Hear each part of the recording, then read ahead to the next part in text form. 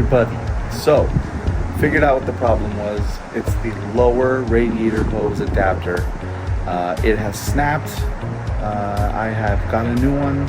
I've installed it. It's fixed now. So first, you want to take this cover off. That's easy. Just pop it up in the four corners. Get that out of the way.